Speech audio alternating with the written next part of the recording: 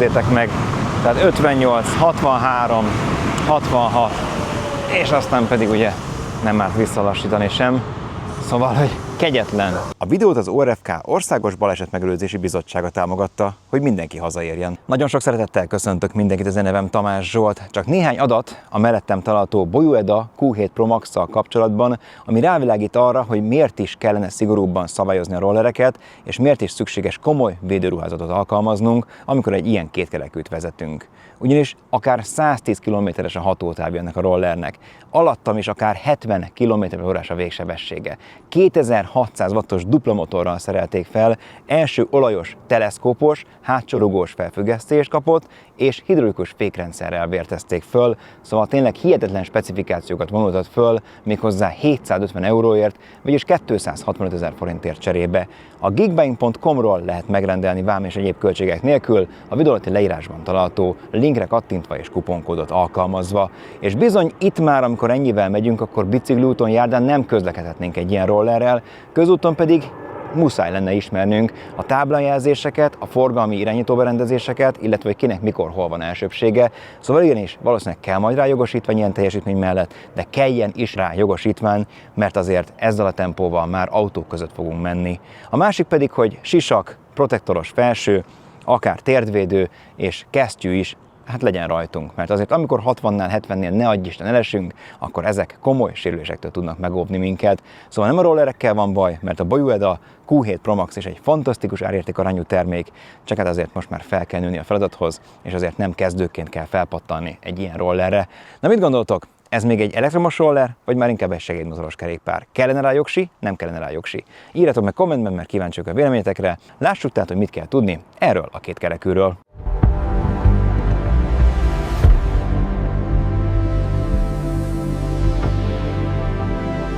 Nem egy aprócska jószág a Q7 Pro Max, ami erősített alumínium ötvözetből épül fel, rendkívül jó összeszerelési minőséggel, összecsukható kormányszárral és lehajtható kormánnyal. A magassága állítható 116 és 133 cm között, így én 185 cm-rel is kényelmesen tudtam vezetni, de 2 méterig biztonságosnak ítélem. Ráadásul a teherbírása sem átlagos, hiszen 200 kg-ig bírja magán hordani a sofőrt, és 33,6 kg, tehát már csak ezért is a magyar jogszabályok szerint mindenképpen kötelező biztosítást kell rá kötni. 18 cm a hasmagassága, tehát így könnyebben fel tudunk ugratni patkára, csak ugye a 10 szolos gumik szabnak ennek határt, és a trepni szélein RGB színes világítást kapunk, így könnyebben észrevehetőek leszünk éjszaka, de hogyha ez nem lenne elég, akkor azért van egy elég nagy fényerejű első lámpánk is, méghozzá tompított és távolsági fényszóró funkcióval. 630 mm-es a kormánynak a szélessége, ami azért biztonságos fogást garantál. A markoratok ilyen textúrázottak, tehát nem csúszkál rajta a tenyerünk, viszont nincsen a csuklónknak támasztása. Ez egy picit azért fájó.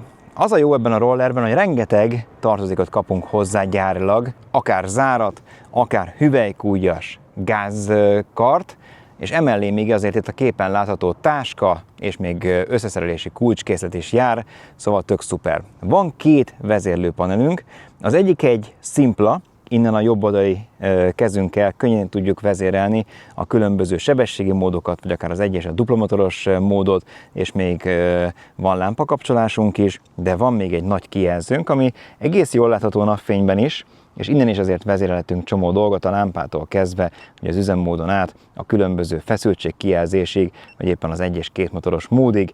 Ugye van Zero Start funkció, de ezt ki is lehet kapcsolni. Ha pedig a bal kezünknél lévő kezelőszerveket vizsgáljuk, akkor az irányjelzéshez, vagy éppen a lámpához kapunk ilyen mikrokapcsolót, amit így jól be kell nyomni, és akkor utána már fel is kapcsoltuk a lámpát, és 2 darab Logan fékkart kapunk, olajos hidraulikus fékrendszerrel.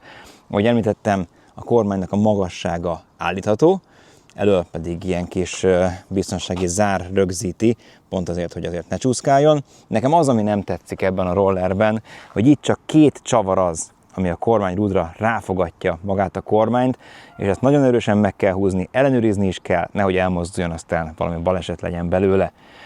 Ugye első szintén olajos hidraulikus dupla teleszkópos villa, ami a rugózást segíti. A trepni az igencsak nagy, tehát igazából ide még akár a nagyobb lábakkal rendelkezők is fel tudják rakni a lábukat, hiszen 22,5 x 53 cm-es. Kapunk hátra 2 irányjelzőt, fényeket, ugye rugós-tagos felfüggesztést és 10 colos gumikat. IP54-es védettséggel rendelkezik a roller, tehát nagyobb esőben nem használhatjuk, de esetleg, hogy elkezd szemerkélni, akkor még bátran hazagurulhatunk. A gumik kialakítása azért nem annyira eső elleni, tehát inkább síkaszfaltra való, ügyesen közlekedjünk mindenképpen, főleg ha már csúszós, nedves az úttest. Elől és hátul is van egy motorunk, amit gombnyomásra tudunk kapcsolgatni, vagy az első hajt, vagy a hátsó, vagy mindkettő. 2600 watt az összteljesítmény, a végsebesség pedig elérheti a 70 km/h, még bizony alattam is, pedig azért én 94-95 kg-os biztosan vagyok. Az emelkedő megmászási képessége 25-30 fok, tehát ezzel azért föl lehet kaptatni a hegyekbe, lehet vele túrázni, és hát nyilván több módot alkalmazhatunk arra, hogy csökkentsük a végsebességet, a gyártó oldalán pedig vannak különböző kombinációk és videók arra vonatkozólag, hogy hogyan lehet ezt a rollert 25 km/h visszazárni, ugyanis az Európai Uniós szabályozások szerint az lenne egy ilyen rollernek a végsebessége, vagy hogyha nem, akkor már segédmotoros kerékpárnak minősül. Szóval nagyon komoly teljesítmény, és hát bizony nagyon komoly specifikációk jellemzik. Nagyon érdekes, hogy futómű és fékrendszer tekintetében is milyen fejlett ez a roller, ugyanis első olajos, vagyis hidraulikus dupla teleszkópos villa, hátul pedig spirálrugós felfüggesztés jellemzi, ami elképesztően magas szintű menetkomfortot és stabilitást jelent. Más kérdés, hogy 10 colos, de 3,5 colos széles, vagyis 90 mm szélességű gumikon gurul, vagyis a patka felugratási, megmászási képesség azért hagy némi kívánnivalót maga után, a meglehetősen széles, tömlő nélküli abroncsoknak köszönhetően viszont mégiscsak stabil a közlekedés, nincs szitálás, nincsen ilyen menet probléma. Amiről pedig még beszélni kell mindenképpen, hogy állítható EABS-ünk is van, amellett, hogy első-hátsó szintén olajos, vagyis hidraulikus fékrendszert kapott a roller, nagyon jó adagolhatósággal, jó fékerővel, szóval alig, ha nem azért ebben az ársában ennél többet alig, ha lehetne nyújtani. NFC-s védelemmel látták el a rollert, ami azt jelenti, hogy bekapcsolás után a két ilyen okos kulcs közül az egyiket hozzá kell érintenünk a kijelzőhöz, de kapunk egy ilyen tanítókulcsot is, hogyha esetleg az egyiket elvesztenénk és más NFC-s teget szeretnénk így feltanítani. A jobb kezünkhöz esik az a vezérlő panel, aminek a segítségével menet közben lehet váltani a különböző sebességi módok, vagy éppen a 2 és 1 motoros módok között be lehet kapcsolni a lámpát is természetesen. A bal kezünknél pedig itt van az irányjelző kapcsoló, ezek mikrokapcsolók, amiket nagyon-nagyon erősen kell nyomni, így menet közben bizony nehéz is, hiszen azért markoljuk nagy tempónál itt a kormányt, és azért fogásváltáskor, főleg kanyar előtt vagy kanyar közben azért nem egyszerű ide kiengedni a hüvelykujjunkat. A kijelző alatt is vannak gyors gombok, ugye hát lehet látni a feszültségtől kezdve a különböző sebességi fokozatokon át, hogy most Sport, Eco, Pro vagy éppen Comfort üzemmódban közlekedünk. Én most a legkomolyabbba kapcsoltam, tehát 3-as sebesség, sportmód, illetve 2 motoros verzió. Nagyon ügyeljünk arra, hogyha ezt a ilyen tekerős gázkart használjuk, akkor a Zero Startnál le ne húzzuk véletlenül, hogy toljuk, vagy esetleg ahogy felkaptatunk valahova, mert azonnal kiugrik a kezünkből a roller, ugye van hozzá több más ajándék mellett mutatóujjas gázkar is. Na, én viszont ezt a standardet felállítom, oda is lehetne egy érzékelőt, hogyha ez egyébként így le van hajtva, akkor ne induljon el a roller, de sajnos nincsen, nem úgy, mint a motoroknál. És akkor veselkedjünk neki, lássuk, hogy mi is ez a 2300 watt. Azért ilyenkor a terhelés az nem mindegy, hogy hova esik, ezért nem is ajánlanám kezdőknek feltétlenül ezt a rollert, mert hát bizony pikpak már 40-nel megyek, és azért közben vannak jobbkezes utcák, és talán emiatt a tempó miatt, hogy közútra vagyunk kötelezve, nem ártana azért a kressz szabályokkal tisztában lenni. Ez nem egy kezdőknek való roller, függetlenül attól, hogy vissza lehet venni a sebességét. Ügyeljünk arra, hogy azért a csúcs teljesítmény 3200 watt, a végsebességünk pedig akár 70 km/h is lehet, amit én elértem úgy, hogy bizony 94 kg vagyok, tehát azért igaz 200 kg a terhelhetősége, de azért nem egy ilyen 75 kilós emberke vagyok, mint amit ugye szoktak tesztelni, és nézzétek meg, tehát 58, 63, 66, és aztán pedig ugye nem árt visszalassítani sem, szóval, hogy kegyetlen. Itt azért, bár nincs rendszám rajtunk, de hát ha véd alatt átmegyünk, akkor készít egy fényképet rólunk, függetlenül attól, hogy nem sokat fognak velünk tenni. de nem tudom, ez már agyatlan tempó azért egy ilyen rolleren, és tök jól néz ki már így félig sötétben azért ez a világítás, jól láthatóvá tesz minket. Azért nyilván nem csak gyorsan lehet menni ezzel a rollerrel, hanem meg is lehet állni, köszönhetően a Logan 140 mm-es első-hátsó tárcsafékeknek. Ezek hidraulikus fékek, nagyon jól adagolhatóak, nagyon erősek, tehát azért ide már ez illik is. Emellett pedig a komfortérzetünk sem lesz rossz, hiszen elől szintén olajos, vagyis hidraulikus dupla villás teleszkóp az, ami segít az útkomfortban, hátul pedig spirálrugós a felfüggesztés. Jól így be lehet rugózni, tehát akár még föl is tudunk kaptatni esetleg emelkedőkön vagy patkán.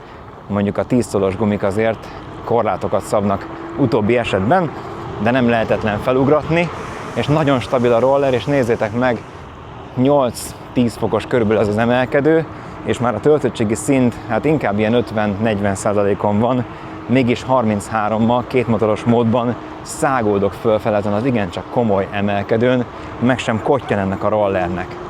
Viszont kritikát is megfogalmaznék, mert nyilván a 10 coll átmérőjű és 3,5 coll széles gumik nagyon jó stabilitást biztosítanak, tehát itt azért a teleszkópnak köszönhetően nincsen szitálás, nagy sebességnél sem.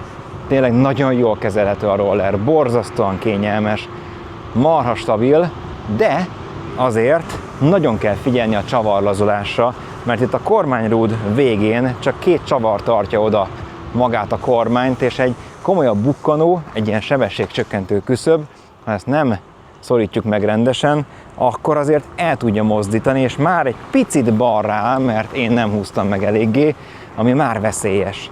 A másik pedig, ami szintén kompromisszum, hogy basszus, én értem, hogy a kormánymagasságot jó dolog állítani, de nem jó a kormányrúd stabilitása miatt, mert bizony van egy ilyen minimális lengése, és azért egy 70-nel közlekedő rollernél ezeket én már nem tartom jó dolognak, hogy azért ilyenre figyelni kell, és akkor tessék, jobbkezes utca, meg is kell állnunk. Szóval ezért mondom, hogy mindenképpen figyelni kell arra, hogy mi történik, mikor van elsőbség a többieknek, milyen táblajelzések, vagy akár lámpajelzések vannak, és ezért kellene jogosítvány ezekre a rollerekre, mert ezekkel már nem járdán vagy bicikliúton fogunk menni, hanem közúton. Szóval borzasztóan fontos lenne az edukáció, és a védőfelszerelésnek a használata is, hiszen azért ilyen tempónál esni, én kisebbnél is estem már, de az is fájt, úgyhogy rajtam volt minden, most is sisak, amit csak kell, látjátok, kesztyű, protektoros felső és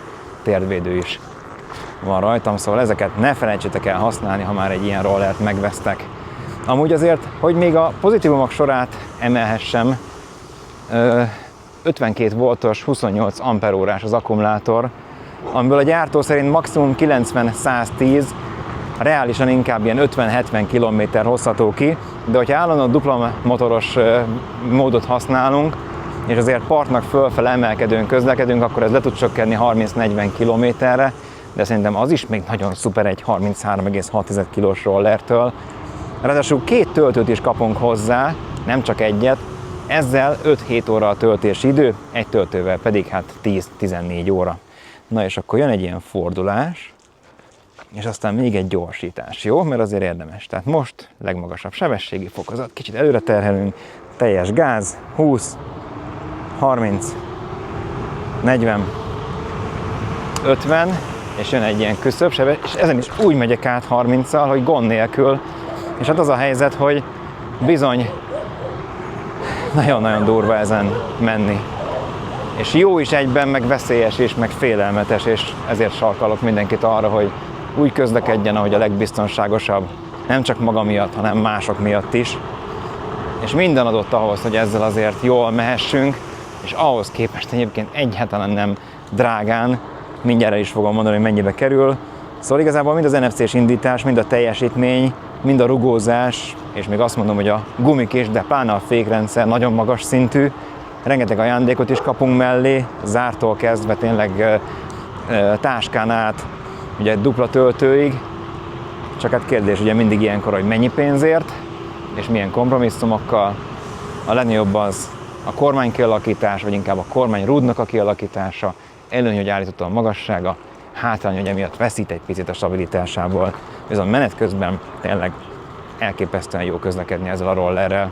Összegezzünk és kezdjük a piszkos anyagiakkal. 750 euróért, vagyis átszámolva jelenlegi árfolyamon 265 000 forintért jutottunk hozzá a geekbuying.com-ról rendelve, a videó alatti leírásban tartó linkre kattintva és a kuponkódot felhasználva a Boyueda Q7 Pro Maxhoz. Mit kapunk ennyi pénzért? Hidraulikus fékrendszert, első-hátsó felfüggesztést, 2600 wattos duplamotoros meghajtást, akár tényleges 70 km/h végsebességet, és a valóságban ilyen 40-70 km közötti hatótávot. Elképesztő specifikációk ezek, és hiába gyárt rollereket az Awesome, a Kukirin, a Segway, a Xiaomi, Navi, hát bizony azért ennyi pénzért egyik sem rúghat labdába. Más kérdés, hogy azért már Magyarországon kell rá biztosítást kötni, és a jövőben nem kizárt, hogy jogosítvány meglétéhez kötik majd a használatot az ilyen teljesítményű rollereknek. De az a helyzet, hogy ez egy kiváló árértékarányú kétkerekű, persze nem mindenki fog örülni annak, hogy az RGB világítást együtt lehet bekapcsolni a lámpával, nem mindenkinek fog tetszeni az, hogy csak 10 szolos kerekeken gurul, meg úgy igazából az a minimális hajlása és a váznak azért érezhető, de nem drasztikus. Ennyi pénzért ezt kapjuk, és ennyi pénzért ezek nagyon jó képességek, csak mindenképpen használjunk védőfelszerelést, és mindenképpen kössünk rá kötelező felelősségbiztosítást is, és válasszuk meg a megfelelő tempót, készüljünk fel azért a közúton való közlekedésre is. Na mit gondoltok? Ez még egy elektromos roller, vagy már inkább egy segédmotoros kerékpár? Kellene rá jogsi? Nem kellene rá jogsi? Írjatok meg kommentben, mert kíváncsiak a véleményetekre. Én pedig köszönöm szépen a figyelmet, legyetek jók, nyomjatok egy lájkot az algoritmus miatt. Szép napot, sziasztok!